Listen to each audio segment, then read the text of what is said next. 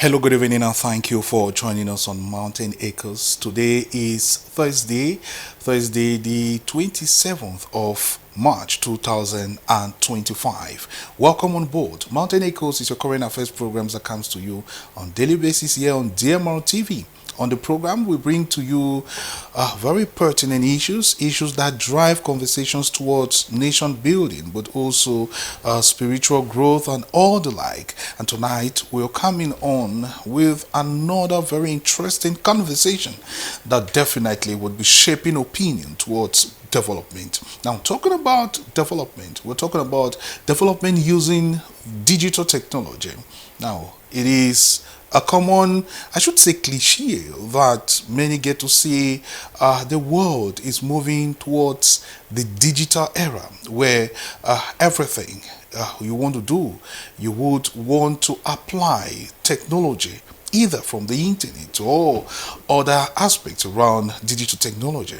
And now the challenge is that many have embraced it negatively, pouring and spewing lots of hate and issues that would cause crisis in an ordinary time, and concerns have been raised. But on the flip side, many have embraced the digital technology era, causing positive change in the society. Many are now called techpreneurs because they have identified community challenges and they're using technology to be able to apply solutions. And these solutions are very, very common and relate with our day-to-day challenges. And of course, tonight we would be looking at how we use digital technology to drive solutions that cause positive change in the society.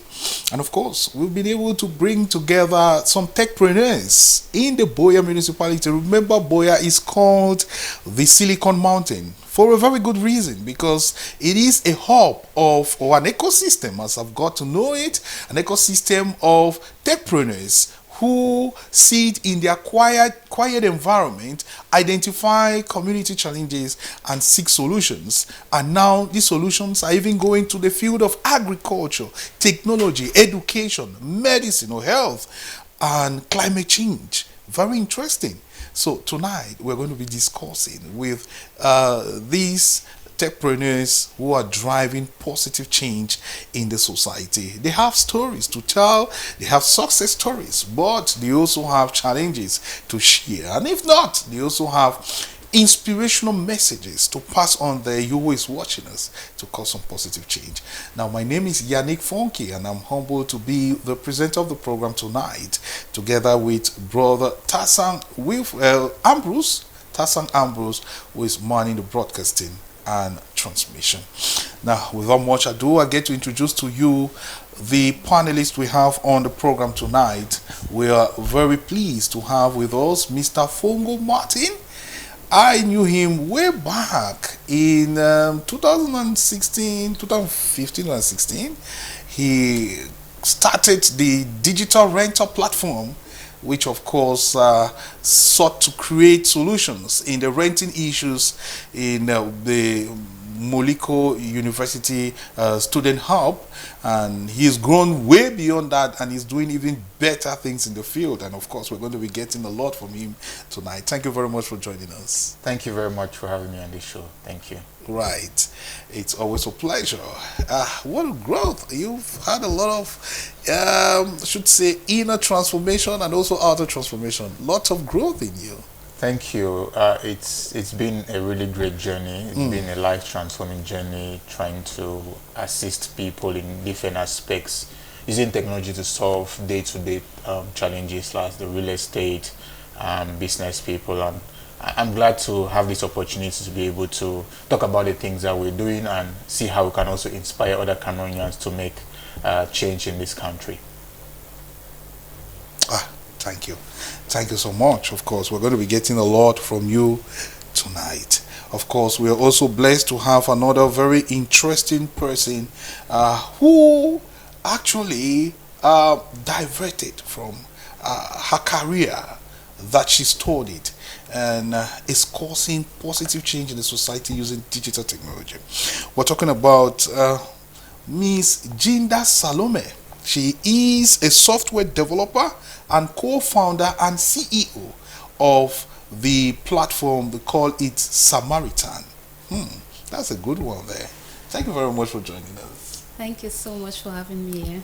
Yes. I'm actually excited to be here and extremely excited to share my story. Right. My journey in tech. Exactly. We're going to get a lot from you tonight. We are also going to be having another techpreneur, the person of Idris Tabi. Idris Tabi is a software engineer and the founder of a digital platform called Motoa, yes. We're going to get more about what Motoa is all about in the course of the program. Well, those are the techpreneurs we're going to be having on our program tonight. Welcome once again, and thank you very much for joining us. Now, our topic tonight is, we're talking about digital technology, and we're seeing Cameroon techpreneurs driving community solutions through digital innovations. And definitely we're going to be discovering all of that tonight. Now let's kick our ball straight away, and let's start with you, Mr. Fongo. Share with us the digital evolution, in Cameroon. I remember 2007, we hadn't even heard anything about Facebook, and then we knew it about 2009. Facebook came up and all of that, and a lot has changed. Share with us the digital evolution, from your own perspective. Yeah, it's a very, very big change that happened. When I started, I was fortunate to start IT very, very young. I started touching the computer as early as maybe class 5 in primary school. Oh my God. Oh yeah, I was fortunate. That's Windows 3.1 or Windows 98? Windows 95, yeah. 95, okay. At that time when you were putting diskette in there and then yes, you make yes. noise. Oh my God. I was fortunate to use Windows 3.1. At that time, yes. You were the ancestors. Yes, that is the really old version. In fact, the diskettes, they call it diskettes, were really big and all of that. And then it moved over to Windows 95, 98, 2000, XP, then 7 and all that. And at that time, I was not really exposed to the internet. I was more towards Microsoft Word, learning how to type documents, learning how to design things on Publisher, even on PowerPoint, and doing some stuff on Excel. But when you talked about Facebook, when I heard about Facebook, I thought it was something for girls. Honestly, it may be embarrassing, but I thought when they say Facebook, I saw faces there. I thought it was something that girls go there to do makeup. I was definitely dumb at that time. But over the years, I've seen how the idea of internet has gone beyond. We've seen internet as just social media. We've seen internet as being a portal where we can bring positive change and development to our economy. There are people that have come. There are people that started this thing when I went in the Silicon Mountain. People like the Churchill, Mambe, the Valerie Colons, the Laes, and those are our ancients that paved the way. We cannot say the story about technology here in the mountain without calling those big names. So absolutely. Yes, they have really done a lot. Building platforms, helping to train the next generation, helping to fund different things, boot camps, events that have built skills, because skills is very, very important for everything to develop. If you don't have the right skills, we're going to give everything to China, we're going to give everything to Russia, and we'll be outsourcing all our IPs to international organizations. So yeah, we've really grown, and people are getting to build things from scratch. They're getting to spin up businesses and make good stories. Right. All right. So, tell us, when did that moment of change come in your life that you said, no, this is what I have to do? Which the aha moments have been in different phases. Maybe you expatiate more. Yeah, the moment when you started seeing yourself as a solution driver and all of that, is that moment of turnaround in your life in the digital era. Yes. Okay, so when I got into University of Boya, Faculty of Engineering and Technology in 2012, I was fortunate to be identified by one of my seniors, Chris Novaga, who took me and started mentoring me. I knew literally little or nothing. My idea of life was finish school, maybe do a master's, get married, start making babies. But I think I'm not yet totally off the path. No, I'm going there. That's the greater goal. Yes. That's the greater goal above all other Yes. goals. Yes. So I volunteered at Peer Solutions, which later on transitioned into Unity Systems for 2 years while I was in school. And there were nights which we'll spend the night in the office writing code. We'll come back to school, we'll sleep halfway, wake up in the morning and we'll go and eat pop-off and beans. Oh my God. And we come to class and we are doing like this. But it felt like madness, but honestly, that experience, that 2 years, built who I am today. I had support from people like as I said, Chris Novaga. We had people like Ayoketa who were also mentoring me at that point, and other people. So at that time, in the process of volunteering at Peer Solutions and assisting there, building softwares, I figured out that there's a lot that we can do rather than just waiting for employment. I was an employment mindset, and I saw problems in the society that, hey, I could just build a small application. One of the first applications which I worked on while at Peer Solutions was an accounting software which was used to manage payroll. That was when I was in the second or third year. It was used to manage payroll, expenses, income, but it could not scale. It was just very small, and then they used it and it died. So at that point, I started seeing that, hey, there is something in this. And my dad always told me about self-employment because he understands the state of Cameroon. Yeah. You cannot depend on any person. We don't have any godfather somewhere whom we're going to say after some level of education are going to send us out or give us some millions to start a business. So I knew that after school, either I find myself out or myself will find me. So some way I had to figure out that I needed to start up something that even if nobody's going to employ me, I'm going to employ people. And today, I'm glad to say I'm creating impact, not just employing people, but creating impact, training thousands of young Cameroonians with the work that we are doing at Tech Chantier. Right. Now, we're going to come to Tech Chantier that you created, and you're creating a lot of impact in it in a very short moment. But let me also have the other panelists talk. Salome, let me come to you. Yes. When I listened to your story briefly before we had the program, I said, yes, this is somebody who is driven by passion. Yes, and all of that. Share with us a bit of your story. Yes, I think it's going to inspire somebody out there. All right. As I said, my name is Jinda Salome. I am a full stack web developer. I have a BSc in banking and finance. And I am the co-founder and CEO of Samaritan. Yeah. All right, so my story goes thus. Tell us. So how I transitioned from banking and finance into the IT field, was during my final year in the university. So I obtained my degree in banking and finance at the University of Boya. And during that final year, I had a lot going on in my mind, like what next after this. So I didn't want a situation where I'll be done from school and I have to sit at home and hope and wait for a miracle to occur. So I got in contact with someone by the name Selmanzi, who happens to be one of my mentors. So Selmanzi is the CEO of Data Girl Technologies. As a child, normally growing up during my young age, I always wanted to have things to do with the computer, but I didn't have the opportunity. Yeah. All my brothers were computer literate, and are still ones now, but I was actually a computer illiterate. I didn't even know how to create a folder. Oh my God. So during the final year, when I got in contact with Selma, I went through her social media pages. I saw what she has done, and then looked at her to be so young. I looked at her to be so young and realized that she also transitioned. So I knew that this could be the opportunity I've always wanted. Yes, and I should probably give this a try. I was going with a try, but with the intention that I don't care whether this is a try or not, I'm going to remain here, no matter how hard it's going to be. So I reached out to her. She didn't respond the first time. She didn't respond the second time. I became reluctant. But then I decided to reach out again, and that was the time she responded and told me she was out of the country and she'll get to me when she comes to Cameroon.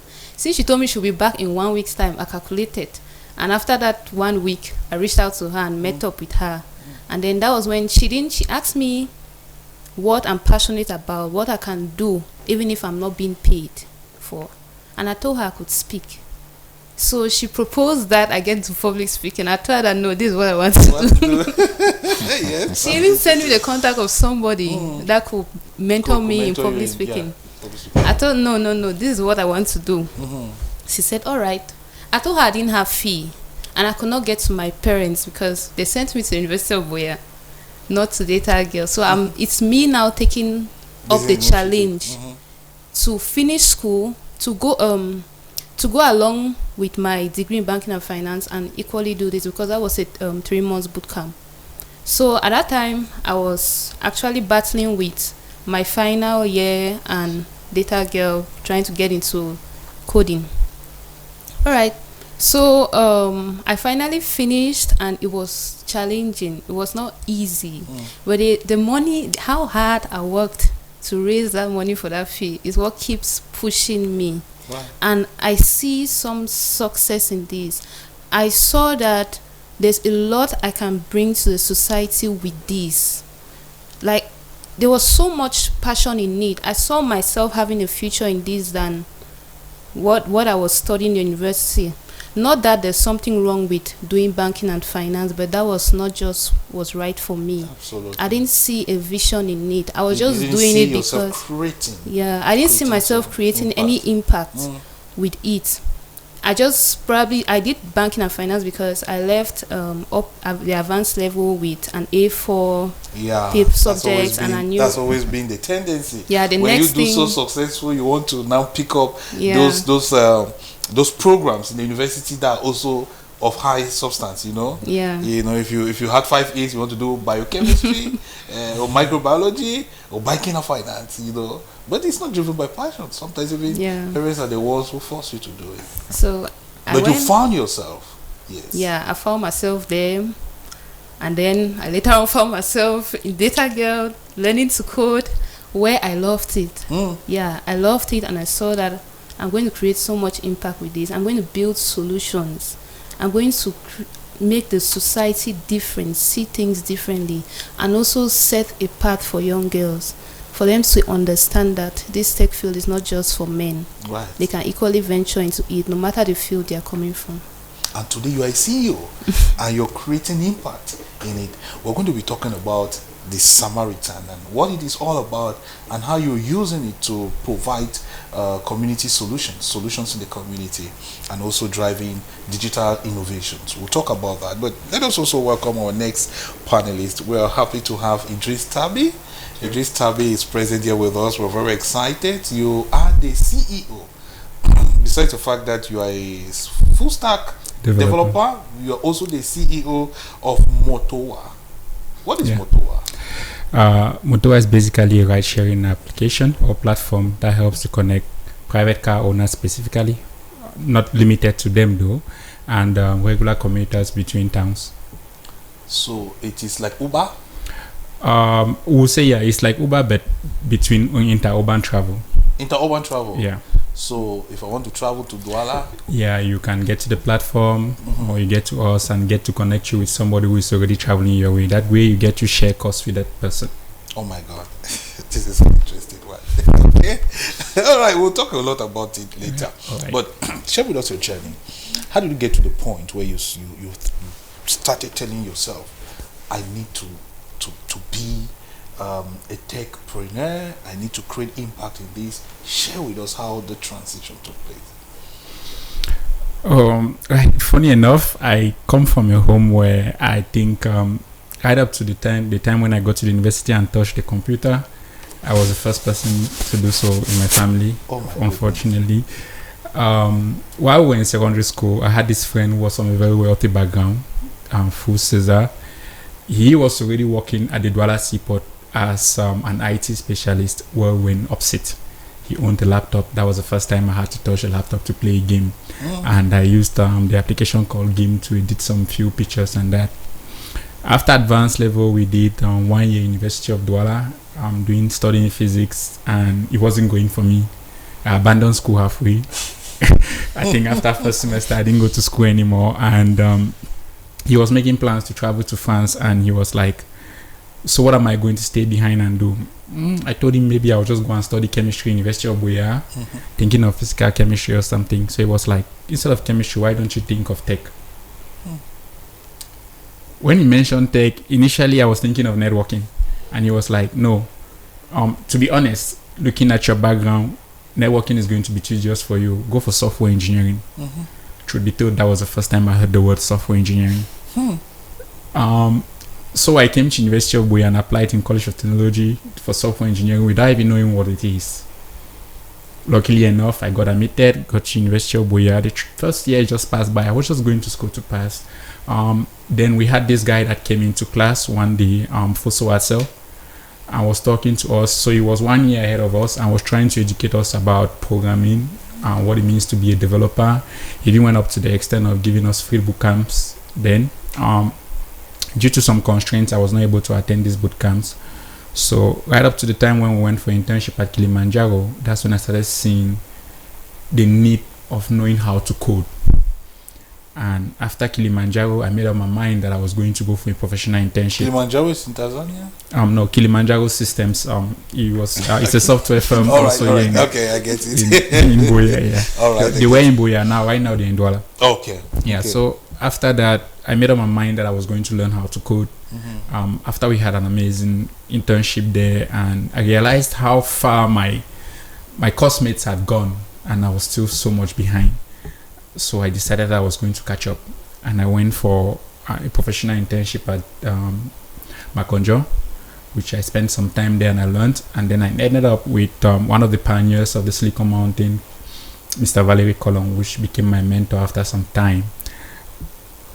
This is where I started. Originally, I have never been someone who wanted to work for the government, because growing up, I realized that most of the people from my family that were working from the government towards their retirement age, there was really nothing. But then I used to admire my friend's family, because the father was a businessman, the mom was also a businessman. They owned the whole Sanju. So they were kind of like, that's what I was admiring, and I never wanted to work for the government to start with. Reason why I never went for any concours or anything. So meeting up with Valerie Colon was just like a click. He had this mind, and I could just picture all of this and started seeing myself being in that space where I always wanted to be, being able to create and not consume. So we started up, build the first platform called Jabia Heritage, which was meant to actually teach Africans, both home and abroad, how things are done in their various cultures, not just the language, but how things are done. Say maybe you want to give an elder water, how is it supposed to be done? So we actually built this platform, but due to content, it didn't go ahead. So we left it halfway. We worked on a couple of different platforms like Camera Builder, which had to do with bringing handyman services together. And then we ended up working on Motoa, which is what we have been working on for like 2 years plus now.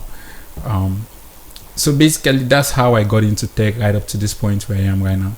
Right, of course. I'm sure you identified a problem before coming up with the platform. Yeah. Motoa. Yes. What was the challenge? What was that problem you found before providing the solution, Motoa? Right. The issue here was being a student. Each time you probably have to go. I basically schooled my secondary school in Douala, so family is there. The other part of the family is found in Kumba. So if I want to visit family at any point in time, I have to go out of town. What does that mean for me? Going to my 17 to get a car to travel. What will happen most of the time? If you go for a bus, you stay there for hours. Yes. Even if you go for a clando, it's probably expensive. And even that one too, you still stay for hours, or you get cramped into those clandos and all of that. And I face this issue. Mr. Valerie faced this issue. A lot of people in our community face this issue. Yes. So during conversations, we started talking about it, and he was like, okay, why not go ahead and try to resolve this problem? There are a lot of car owners. Then he also owned a car already. There are a lot of car owners that are traveling from one place to another without travel companions. So why not provide them travel companions to travel along with, instead of everybody having to go down to my 17? And these people are traveling. To travel means that you have to pay peage, you have to put fuel, and most of the times, even if you're traveling for business, say for those of us that always work all night and you have to travel the next day in the morning, you're tired. You need somebody to be talking to so you don't sleep. Exactly. So why not get people you can travel along with? And it's not always very prudent to stand by the roadside and pick people because you don't know who they are. The caliber people. Then with the platform, you get to at least get some level of security or information that is already available for these people. That's how the whole idea of Motowa came about. That's really interesting. I am now getting a picture of Motowa here. It's really interesting, and it's a solution driver. We'll talk a bit about that. But now let's come to you, Mr. Fongo. You have been into this for long. I knew you with Digital Renter. Tell us a bit about it and how did it end, because I can barely hear about it. And then now tell me about what you're doing at the moment. What are the projects in your hand? Yes. That's a very deep story. I don't know if I will, but I'll give you context. We started Digital Renter in 2016, 2017 in the heart of the crisis, the Anglophone crisis, and I was doing Digital Renter and doing a master's program in the University of Boyer, which I later on dropped twice. But I'm currently doing the master's program and hopefully finish the school. Yes, I must definitely finish it. Yes. So in that period, we were providing accommodation services like connecting property owners, that is landlords, landladies, even people who owned landed properties to potential tenants and potential buyers. And it really grew to a very good point where a lot of people were using the platform. People were really encouraging us to keep building, but this is, I think this is the first time I'm talking about this on air, but the big problem was revenue model. Having a sustainable revenue model for that business was quite hard, because the moment you go out to look for a house and put on the platform for people to, because our model is we make money when people see the house, they see the house on our platform, they want to go see it, they pay us some money. That's how we make our money. And even the real estate agents that were using our platforms pay us subscription fees to use our platform. But you could spend a whole day, get 10 properties. By the time you come in the evening to put on a platform or in the afternoon to put on a platform, maybe 8 of them have been taken. Oh my God. And literally all of that day's work is wasted. Oh yes. And even sometimes when you get the properties and put on the platform, before convincing people to understand that this is work that I've done, this is work I used to do during the day, I will go to the field, work and talk to landlords. Some landlords will call me, oh, you're a scammer. If you snap my house and put it on the internet, you sell it without my consent. I got lots of backlash. I kept doing it until the industry, the market has been built for rentals with the work, some of the work that we've done. And coming back, when I do that in the morning, I come back in the evening at night, I'll write code. They'll tell me, hey, this one, I don't like it. The platform is breaking here. I'll come at night. I remove my CEO jacket. I keep beside. I wear my developer's jacket. I code all night. I wake up in the morning. I go to the streets. Oh yes. My goodness. So I did that for 1 year plus. And then I started having people joining the team. But again, like I said, the revenue model was quite hard. Digital Renter is not really gone, but it's on a low key now. We have to figure out something. It was a hard decision for me to say, hey, I'm going to take a step back. And my mentor, Mr. Lais, we used to say that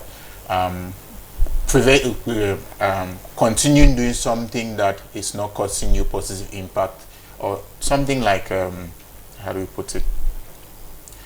Remaining in something because you've spent too much time in it when it's not working is a very bad thing. Yes. Even though I'd spent so much time, so much energy, and like I cannot count the amount of money. I used to work freelance projects. I put the money there. I pay for servers, get camera. We even got a drone, right? But now drones in Boya, you may just fly a drone and then you get into trouble with because we know about the situation. Yes. So with all of that, I decided it was in 2023. I decided, okay, let me take a break. And when I took a break from digital renter, it was a hard one. Some people asked me, hey, what's happening? And I had to answer a lot of questions, but deep inside I knew that I needed that break, and that's what took me back to the drawing board, thinking about other problems, and came up with the TC Post system, which we have here today. And maybe we'll talk about it.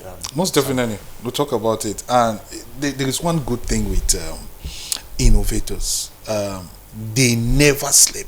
You know, when you hit them this other way, they use it as an opportunity for growth. So every failure is an opportunity for further growth. Exactly. And of course, you found yourself. You reinvented yourself. Yeah. Tell us about your new project. We have lots of people who own shops, especially Cameroonians in the diaspora. They invest in millions in renting a shop, stocking that shop, but you hear them crying every day, I'm not seeing money, I'm not seeing sales. But people are selling. Or you come back, you want to count the stock that is there, you notice that you've had shortage, like it's going to give you a heart attack. And most of these things is caused because of poor inventory management, poor follow-up. You sit down, you only left to someone to tell you that, hey, today I sold this. And it's hard for you to say how many items are in your shop. When items get finished, you don't even know. Maybe you have a bestseller, maybe you're selling in a provision shop and that shop sells oilio highest. Oilio should never get finished, or a particular product should never get finished. But you notice that, oh, at one point, that item gets finished without you even knowing. Nothing is there to tell you. And over time, you don't even know the state of your business, how much you've made over time, how much you're making every week, which are the top products that are selling the most. And very importantly, customer loyalty. There are lots of shops around. Why should somebody leave that shop and come to you? Maybe just by the fact that the client comes and you say, hey, man, you've been very, very loyal.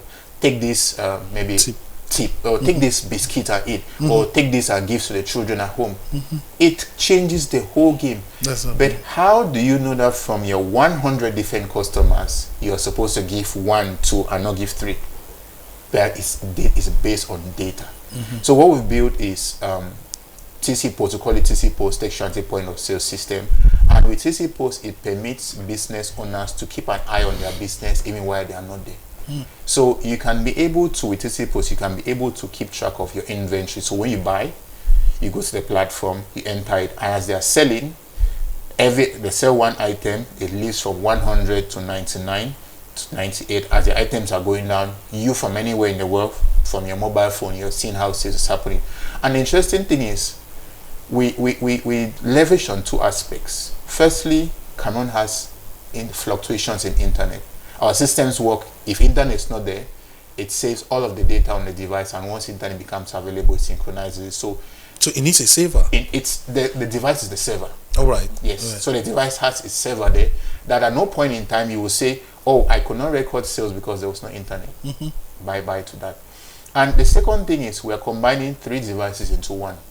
We're combining a computer, we're combining a printer, and we're combining a scanner all into one device. Oh my God. Yes. So rather than you going to buy a computer, a desktop that if there's no light, it will not work, or going to buy a printer that maybe you need to put a driver, or you buy a scanner and then connect it all together, that will take your cost to like 3x.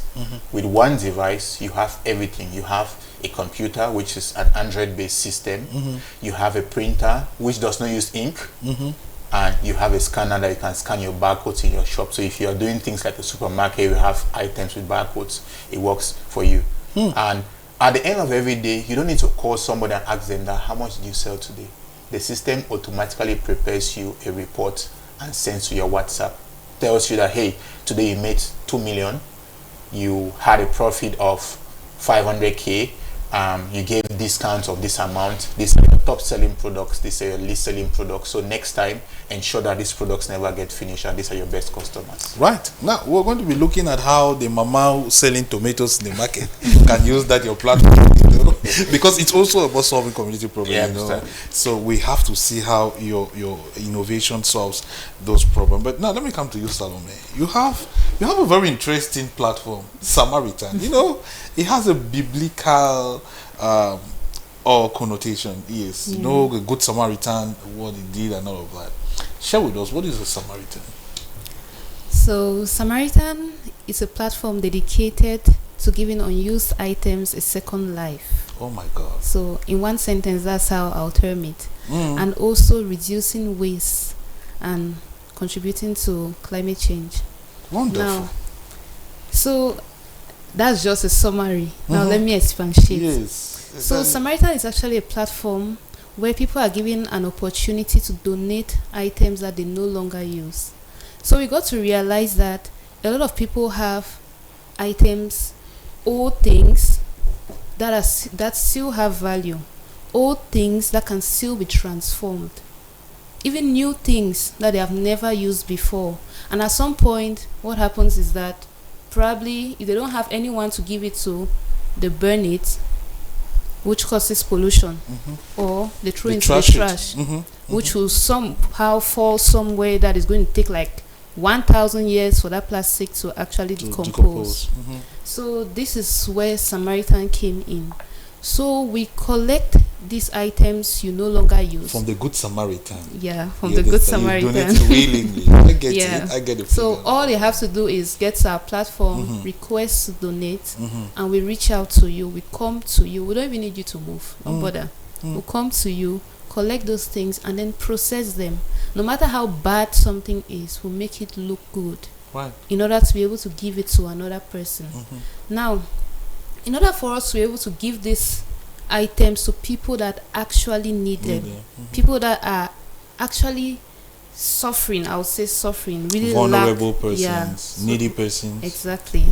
So we work alongside, we partner with NGOs, knowing fully well that NGOs, especially NGOs for underprivileged persons, they know the exact places to be able to meet this person. So we work alongside with NGOs where they come to us, they collect these items, and then go along with them to ensure that these items are actually given to those persons that they are talking about. So if I get you so well, you bring in, you collect used items. Yeah. Yes, or items that are not being used by the owners. Yeah. And then you reprocess them. You give it a second look. Yeah. What Nigerians will call garnish. You garnish them, and then now you forward them to the needy area. So you act like an interlocutor between the needy and the benefactor. Yeah. Yes. That's really great in providing such solution. But what is the driven motivation, and how do you gain out of all of this? Yes. All right. So how do I gain out of all of this? Knowing that I spend money to be able to move to these locations to collect these things. I spend money to be able to get the resources I need to be able to process these items. Yes. Give it a second. So how we make money with NGOs. So at the moment, we have been able to partner with one NGO called Aura Foundation, which is the biggest NGO for IDPs in Limbe. So we put a processing fee on every item. So we are using like the $1 concept, considering $1 to be 500 francs. Yeah. So we pitch this to them, which this particular NGO has agreed to, and we'll be going out for our first outreach next week. That's wonderful. Yeah. That's really wonderful, and I should congratulate you for this initiative because I mean you're doing it for free. I mean, let's just say you're doing it for free. It's really nothing into it, but for you to come up with a technological platform that will be able to provide material and humanitarian or solve humanitarian needs, I think that is heartwarming. Yes, I should say congratulations, and many people are watching you would really be appreciative of this innovation and initiative of yours. Thank you. We'll talk about some of the challenges, but now let's talk about Motowa. Yes, you know, Motowa has come to solve the transport issues and all of that, but in that you are supposed to stand to benefit something. Yes. So how do you benefit yourself and how do you sustain the platform? Um, right. So the interurban ride sharing is just one aspect of Motoa. Okay. Right. We are also into car rental and car hiring. I think most of the activities we did, especially for the last quarter of last year, was pickups from the airports and drop-offs. So that's one way we are able to generate revenue. But in terms of the ride sharing aspect itself, the passengers get to pay us a small token for booking fee, right? So if you compare that to moving from your house to my 17, so you pay us 100 francs. If you compare that to moving from your house to my 17, it's literally nothing, right? So At the you time pay have to 100 francs and then the car comes and pick you up. No, the and car take you doesn't to- come to pick you. So the way the thing works is, say I want to travel to Limbe tomorrow at 3 p.m. I get to the platform and say, hey, it's basically a community. So I get to the community and say I'm traveling from Buea to Limbe tomorrow 3 p.m. and I'm having 3 seats. I'll probably put a seat at 1,000 francs. I'll be picking up people from, say, class quarters, and I'll be dropping them off at my one. That's how it works. So that's everybody who wonderful. wants to travel gets to meet you. So say they are living at the upper part of Buea, they can meet you at class quarters. But if they are living down there, you just pick them by the road, and you guys will get to be on your way. That's how the platform works. So these commuters get to pay us a booking fee of like 100 francs to be able to access the platform, and the car owners themselves pay us a small percentage of what they receive from the passengers. Yeah. Right. That's interesting one. And again, my next question on that is, how do you vet the passengers and even the driver? Because there are some drivers these days that Yeah. kidnappers. The reason why we they say prey it's- on especially the young ones and all of that. Yeah, so and all that. So how that's- do you vet them to make that's- sure they are good? the goal of one of the biggest goal of Motoa is to make our roads safe, right? To make our community safe and sustainable. So that's why we say it's a community. Right now we collect identification, and there's a vetting process at the beginning. So we try to vet you through your identification. We make sure we know you physically. We have your driver's license, your identification documents, what the government permits us to take. But beyond that, we count on the community to be able to say, hey, this person is a correct driver, because we can actually vet you in terms of security, but in terms of safety, that's the difficult one, because every human being is different. Your driving style might be good for Martin, but it's not good for me. All right. Right? So we count a lot on the community. That's why we say it's a community. It's a community of commuters who want their road to be safe. So we count on the community to say, oh, this guy is a good driver, this guy is a good person, this guy is okay on the road, he respects the speed limits, he's That's where they have the polite, and all of that, by providing us reviews through the platform. Right. So the more you get reviews, the more you get at the top, the more you get vetted. Yeah. At the time also when you need money, people can blindfold you with money and you don't do all the vetting. You don't do all the vetting, But I am saying it is important to do the vetting. Yeah. And even for the passengers too, because Yeah. sometimes So the passengers also vetting is both ways. Right. Initially for us, it is both ways. So every user on the platform is supposed to provide us the identification information. Yeah, and we verify. We go to the extent of trying to verify. And that So, sounds complex. It right sounds now- complex. Are you sure? Right now, we are still Sure working your on clients will be able to be interested to give you all these documents? Yeah, Or they can it's- just go to my 17 It's actually and, easy. and just enter their Clando and go. It's actually easy, so we make it seamless, right? Right now, we are collecting ID cards and the rest, phone numbers. Already, if we have your phone number, we have a lot of information, right? That's correct. But we are taking it a step forward with facial recognition. This is something that is already existing. So next, we are looking into facial recognition, so that through the platform, we can at least vet that the ID card you provided to us, it is this person. Yeah. Right. So you don't need to be close to us. We don't need to come to us physically to say, oh, it is you. Yeah. I think that's interesting. Thank you very much. I think that's fair enough. Now, let's talk about your tech chantier. It sounds so... It has a lot so deep in it. I can easily relate with Salome's Samaritan. I can easily relate with Idris's Motoa. But yours, it has a lot of deep technology to it and all of that. And complex technological innovations also create a lot of complexities when it comes to this usage and all of that. It seems like it's meant just for the elite. It's an elitist platform. How usable is it, and who is it meant for? Is it meant just for the wholesaler CEOs, or it's meant for anybody in the community?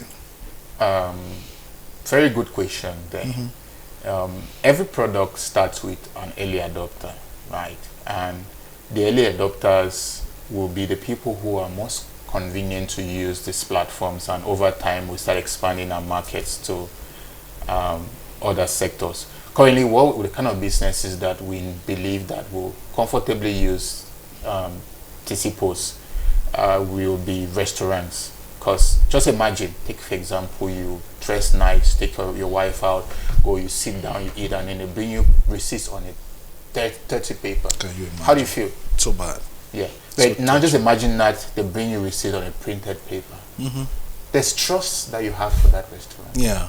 You know that you feel entitled. You know, you feel like I am in the place. Exactly. You know, yeah. But even because even out of that, the due to the busy schedule in that restaurant, the person making that bill may make a mistake and put 1,000 francs less. They'll cut it from her salary or his salary, or they may make a mistake and put 1,000 more, and you'll be angry that they are trying to scam you. Exactly. But with the system, it has zero room for errors. As you put the items, it's telling you, oh, 1 plate of gari and eru, 1 plate of achu, fresco, and it's automatically calculating it for you, and it prints your receipt and gives you. Oh my God. It works not only for restaurants. You have things like swimming pools. People who are going to buy tickets to get into it. You have car parks. You buy your ticket, you get into the car park, you park your car. At the end of the day, the owner knows exactly what's happening. That's right. You have even bars, lodge. You have even grocery stores, spas, barber shops. Yeah. So those are the immediate people. In the long run, we want to make it accessible in terms of both cost and usability for our mamas who sell by the road, who sell corn, so that they can even be able to use track their and cost track. and yes, very and important. with the nice thing about tracking cost and data for small and medium-sized businesses is you can use that data to unlock collateral-free loans. Now, you go to a bank, you say you want a loan, they ask you for your land.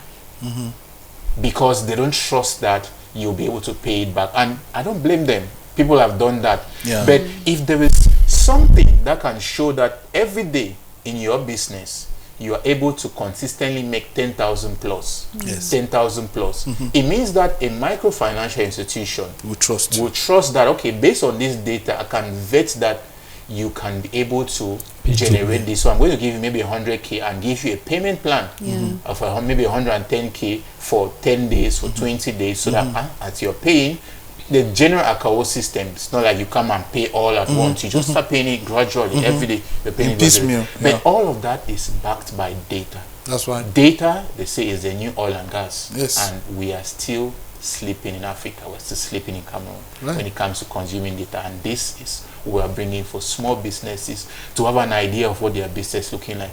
To know that in 10 years' time, they can take that financial record and go to an investor and go to a bank and take money without any collateral. Right. So tell us about your success story. You speak, one looks at it to be so theoretical. Tell us about how you put this into the society and how it's causing some desirable change. Thank you. That's we currently have over 40 businesses using our system now, which we are just like 4 or 5 months old with the system. And one thing that the business owners usually say they like is the fact that they can get a report at the end of the day without going to their shop. Yeah. So like if with the device, as they're selling, they're recording transactions, it's there. And at the end of the day, it processes the whole thing. Is this the device? Yes. So that is, oh my God, that is the big one. This is the small one. So we have to. Did you make this? Is it coming from China? So we work with. Oh my God. We work with some engineers from China to get specifically customized versions for us to run TCPOS on. Hopefully we can get to that era where we can get this produced, but producing this is just trying to reinvent the way. It's going to be terribly expensive. I know. So we leverage The on cost of existing, production, yes, we leverage on existing devices, but all of the software, everything is built here in Boya. The software inside here. Yes. Because in Nigeria we call this POS. Yes. They use in making cash in and cash out. Cash in and so cash this one out. is different. You're It's, not bringing it's towards that. So in the long run, we have another aspect here which we're going to build, TC cards, right? With TC cards, all your business, we're going to make customers or business owners have their business in their customers' pocket. The way you have your EcoBank card in your pocket, Oh my God. that is the way you're going to be able to have your business in your customer's pocket, so that the moment they send your hand in their wallet, they're going to see your card customized for you. And as they're buying in your shop, they will be able to accumulate points. And those points can be redeemed for discounts, coupons, maybe some nice free stuff. So that's where we're directing towards. So this is the TC Post 1.0, 2.0. So you can use any of them for your shop. That's interesting. I think that the conversation is so interesting. I want us to go further and further. You have a lot to tell us, and look, people really need to learn. We'll take some messages and then we continue. Salome has something to tell us. All right. This other one says, "Good evening, DMR TV. Very interesting program." Yes. Okay. Very interesting program. I am learning a lot. I feel inspired by your program. Okay, thank you very much. No name attached to that. This other one. This one says, "Greetings. My name is Maimu Cedric. I'm writing from my 16. Yes. My question is, how do you know that the passenger is not having ulterior motive and using your platform to gain? And do you work with security officials? Because in the event of a bad accident, you will have to be dragged to court." All right, it's coming from Mayumu Cedric. Yes, if I want to understand that question, it's like in case a kidnapper, a passenger does it or that, your platform may be taken to court and all that. That's the question. Yeah, so this security issue is something that has come up often. Quite often. Yeah, and right now, like I said, having your phone number means we have a lot of information about you. If anybody who uses MTN Orange, that's a lot of information that the government has already provided for us. But that notwithstanding, we are currently working and we are currently in discussion with the authorities on what to do and what they allow us to do in terms of collecting information for others and what to do in terms of incidents. So in the event of any incident, we know what to do and where the security is supposed to take it from. Right. Yeah, so that's currently what is going on. But luckily enough, we've not had any so far. Yeah. So yeah, I think every business has risks. There's just none. Every other initiative has risks. Even staying in this room has risks. I'm sure some of the risks you're handling them. Yeah, but Salome, let's come to you with Samaritan. I mean, I feel very comfortable. I don't know, for some reason, among everything we've discussed here, I just feel so I'm relating with that of Salome because you're doing what they call you're being empathetic, but you're also trying to solve community problem in a humanitarian way, which is a very good thing, and all of that. Share with us. How have you been able to get people, and how have the response been? People been responding in donating, and what are some of the items that someone can really donate to you, and what is the assurance that what they are donating to you will make some meaning and all of that? Yes, so share with us. All right. So far, a way for me to be able to get to these donors, the media, word of mouth. Yeah, so that has been the top things I've been using. So I reach out to somebody, tell somebody about this, the person tells the next person. I do a broadcast of my flyer on WhatsApp and people share, And so far, I've had more than 400 clothes. Oh my God. Yeah, which I look forward to giving out through NGOs. I've had more than 400 clothes. I've had a bed, a blanket, bed sheets, a cooker. Can they give you utensils? Yes. So anything. The aim here is not to throw away anything. Right. Even books, even old books from school, dictionaries, storybooks, pens that you've not used at all. Yeah, there are people out there that go to school but don't even have the money it takes to be able to purchase certain books. So you are, I mean, I want to give you a name. You are a humanitarian Hizaka. You know, you are going to take the trash and turn it to, not cash, but you're going to turn it into something that is worth appreciated by some other person who needs it. Yeah. And how do you get to, yes, you said you use NGOs to get to them. How are you sure these NGOs provide these things to the targeted people? So, in our partnership with NGOs, we make them to understand that we don't just give them these things, we go with them. Okay, to you ensure accompany them that in the entire process. Yeah, we'll help them in distributing, we'll be present. Right. Yeah, so for the partner we have had so far, it's like, that's not an issue. I love this. I'm going to expand this. I have things here. People have been giving me things, but I don't have what it takes to process them. So if they can, so she mentioned that if she can have an organization that does this processing and they can just collect, they give the processing fee and go ahead and distribute, then it's a thumbs up. And do you have a team? Yes, I have a team. We're a team of 3. Can you share with us a bit of the processing? How do you do? For instance, if I bring up a white shirt like this that has it's rusted, stains and all of that. If I give you a mobile phone that is outdated and all of that, how do you transform all of this? So for the clothes, for what we have had so far, for the clothes that have stains, we have stain removers. Buy all the detergent. You do the washing, yes, practically yourself. Yeah. You do the washing, the for ironing. a start, because we just started, this project was launched in December. So for a start, I do all the work. Yes. Yes, I ensure that everything is well done together with my team. Let's not forget that you have this platform that you've built. It's Yeah. on Android Play Store. Yeah. People get to access it. And then there's also the physical part of it that you get to do the work. Yeah. That is interesting. Congratulations. Thank you. Yeah, I think we are rounding up the program now. We're definitely going to have another session to talk. Yeah, but what's the future of tech innovations? I mean, going by all of what we have talked here, how do you see tech innovations? I mean, this is just a microcosm of the greater works done by techpreneurs. We have those who are doing buying and selling, using the digital technology and many other things. So where's the future? Well, I think especially for us back here in Cameroon or Africa generally, we cannot be blind to what is happening to the world. I would say we have a lot of potential and there's a huge, very bright future ahead of us. We can just be consistent.